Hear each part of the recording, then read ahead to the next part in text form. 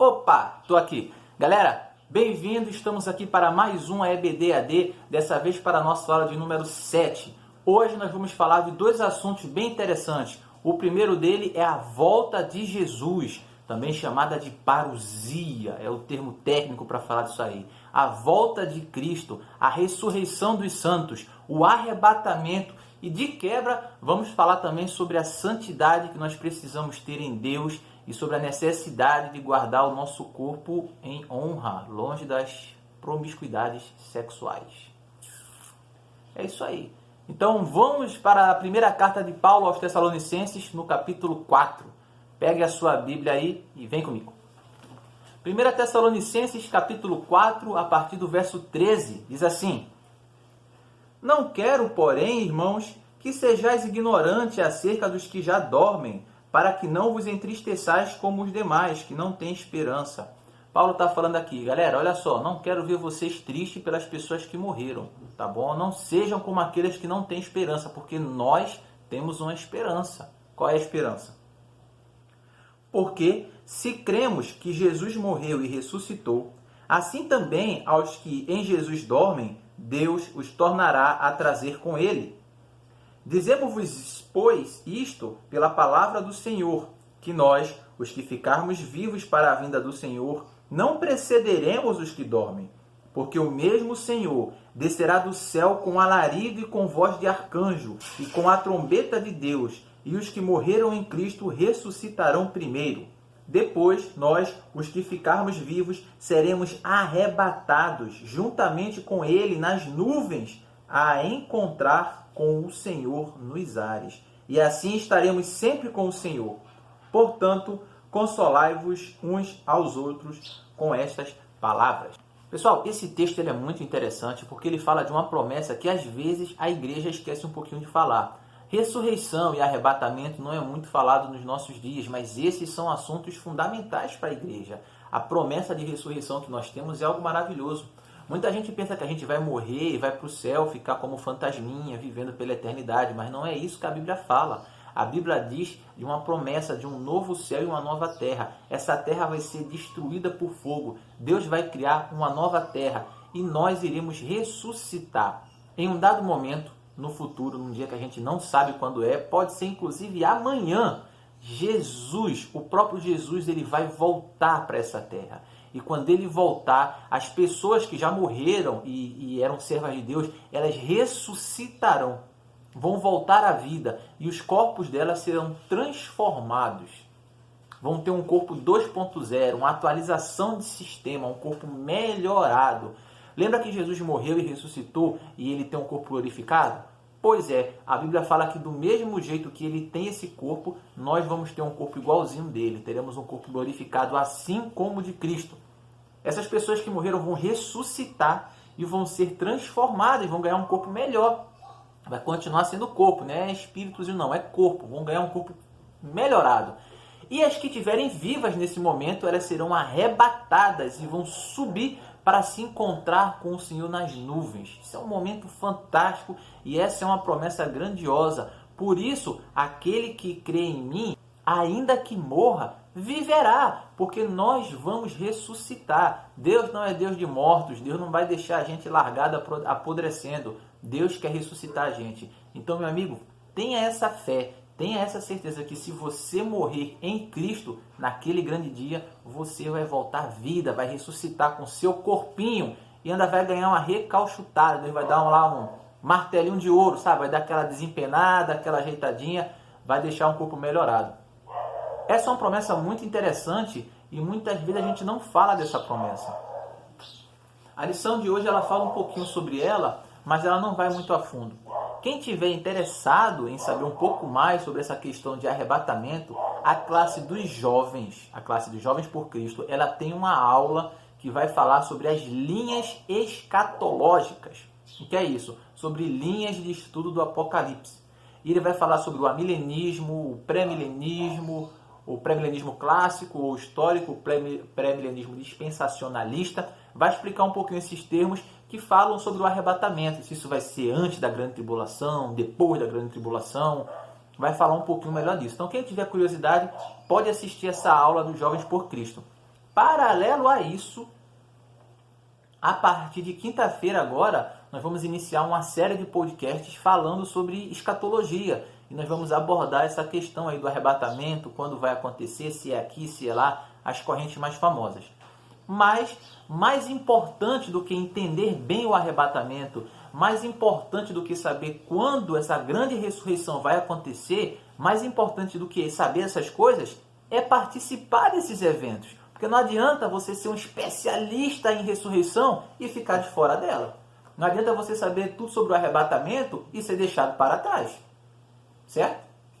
A lição de hoje ela vai falar sobre a necessidade da nossa santificação. Ainda nesse texto de 1 Tessalonicenses, no capítulo 4, nós vamos ler alguns versos aqui. Eu vou ler o texto todo e depois eu vou comentar com vocês. Beleza? Estão animados? Estão empolgados? Estão felizes? É bom que estejam, porque nós vamos ressuscitar. Isso é motivo para estar feliz. Então, se você não está feliz porque vai ressuscitar, eu não sei mais o que pode te deixar feliz, meu amigo. Fique feliz, porque seu corpinho vai estar melhor. Eu sei que esse meu corpinho ele é bom.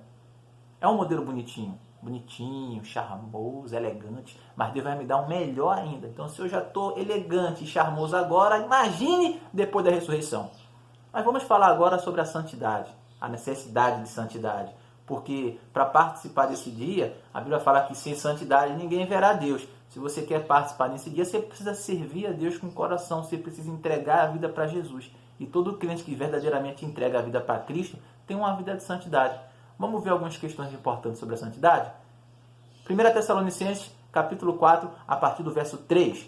Porque esta é a vontade de Deus, a vossa santificação, que vos abstenhais da fornicação, que cada um de vós saiba possuir o seu vaso em santificação e honra, não na paixão da concupiscência como os gentios que não conhecem a Deus. Ninguém oprima ou engane a seu irmão em negócio algum, porque o Senhor é vingador de todas estas coisas, como também antes vos dissemos e testificamos. Porque não nos chamou Deus para a imundícia, mas para a santificação. Portanto, quem despreza isso, não despreza o homem, mas sim a Deus, que nos deu também o seu Espírito Santo. Olha que palavra pesada. Quem despreza isso, não está desprezando o homem, não. Está desprezando a Deus.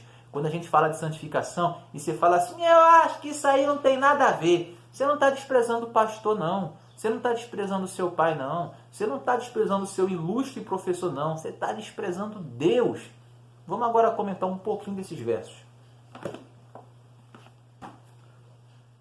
Verso 3. Essa é a vossa vontade, porque essa é a vontade de Deus, a vossa santificação, que vos abstenhais da fornicação. Algumas Bíblias trazem aqui a palavra fornicação. Algumas Bíblias trazem aqui a palavra prostituição. Algumas Bíblias trazem aqui a palavra impureza. Por que isso acontece? Porque, na verdade, a palavra que está aqui é a palavra grega porneia. E o que é porneia? O nome já até lembra, né? Porneia, pornô, pornografia. Porneia é tudo que não presta nessa área sexual. Tudo que é pornô é porneia. Não só assistir e consumir pornografia, mas todo tipo de relação sexual errada. Todo tipo de abuso da sexualidade é porneia. Então, prostituição é porneia, adultério é porneia, pornografia é porneia e todas as outras coisas que vocês possam imaginar dessa área é porneia. Então ele fala, essa é a vontade de Deus, a vossa santificação, que vos abstenhais da porneia. Olha, vocês têm que fugir dessas coisas aí. Fujam da imoralidade sexual.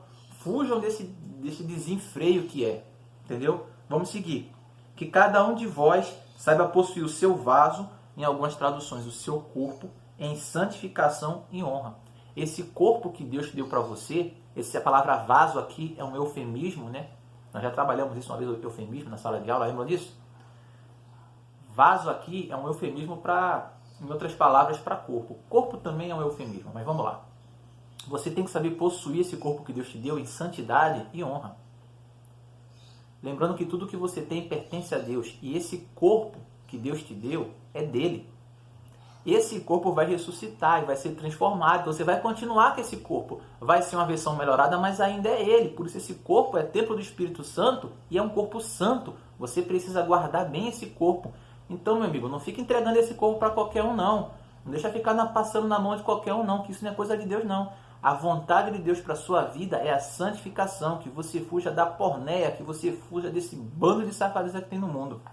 Não na paixão da concupiscência, como os gentios que não conhecem a Deus.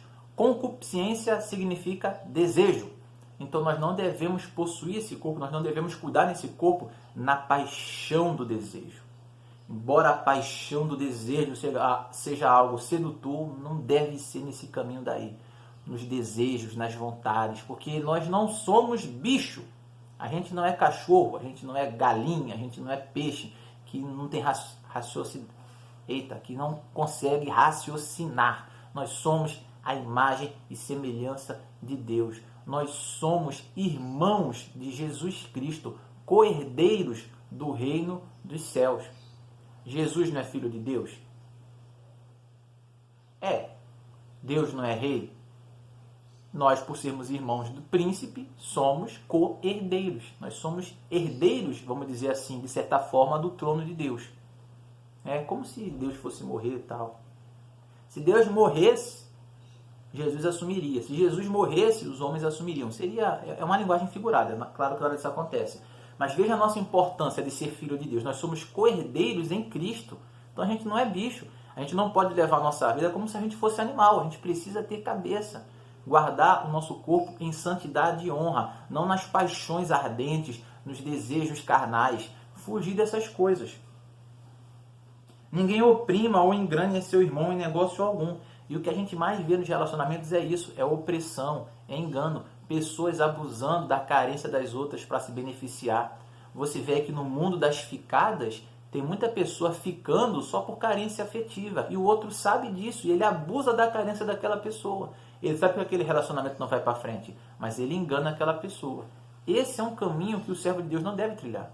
Nós temos que focar nas coisas do alto, como está lá em Filipenses 4:8. Nós temos que focar em Cristo. Verso 7. Porque não nos chamou Deus para a imundícia, mas para a santificação. Deus não chamou a gente para a imundícia, para a nojeira, para a sujeira, para essa coisa imunda. Deus chamou a gente para a santificação. E você, meu querido, tem buscado a santificação? Você tem buscado ter uma vida saudável diante de Deus? O assunto hoje, em especial, é essa área sexual, mas isso é em todas as áreas. É no seu dízimo, é nas suas ofertas, é na sua linguagem santa, é no partir do pão, é no amar uns aos outros, é no ajudar uns aos outros, no suportar uns aos outros, levai as cargas uns dos outros, orai pelos vossos pastores, pelos vossos líderes, pelos vossos governantes. Será que nós temos tido uma santidade que agrade a Deus ou nós estamos vivendo na imundícia? Por fim, quem despreza isso não despreza o homem, mas sim a Deus. Você, meu amado irmão, meu querido adolescente, e todo aquele que não assiste também, você pode até fazer pouco caso dessas palavras que estão aqui na Bíblia. Você até pode falar assim, santidade é algo importante, mas a gente dá um jeitinho, né? Deus perdoa, não dá para ser perfeito. Rapaz, não faz isso. Fazendo isso, você não está desprezando ao homem, você está desprezando a Deus. Jesus vai voltar. A qualquer momento ele pode voltar. Nós vamos explicar isso melhor no nosso podcast, mas Jesus pode voltar absolutamente a qualquer momento. E como você quer estar quando ele voltar? Como você quer que esteja a sua vida quando ele voltar? Não estou aqui para fazer medo para ninguém, mas a gente precisa ter no nosso coração essa certeza da nossa santificação. Nós temos que nos apresentar a Deus como uma igreja imaculada, semelhante a uma noiva adornada para o casamento, e não em pecado. Galera, estamos encerrando a nossa EBD. Espero que vocês tenham gostado dessa aula. Espero que tenha sido um momento agradável de falar um pouquinho dessas promessas de ressurreição e também da necessidade da santificação. Não esqueçam de fazer os questionários e entregar até terça-feira. Parabéns para os alunos que estão fazendo os questionários e que estão conseguindo entregar toda semana fielmente. Saibam que vocês são os maiores beneficiados com isso. Deus vai abençoar muito vocês e vai dar muita sabedoria na vida de vocês. Não esqueçam que toda quinta-feira nós temos o nosso podcast. Tem muitos assuntos interessantes lá e a partir dessa semana nós vamos começar a falar sobre escatologia, apocalipse e essas coisas assim. Vai ter muita coisa interessante lá. Aproveitem, porque acabando a quarentena eu não prometo que vai ter mais podcast não. Então é uma oportunidade boa. Pessoal, fiquem todos com Deus. Um beijão e até a próxima.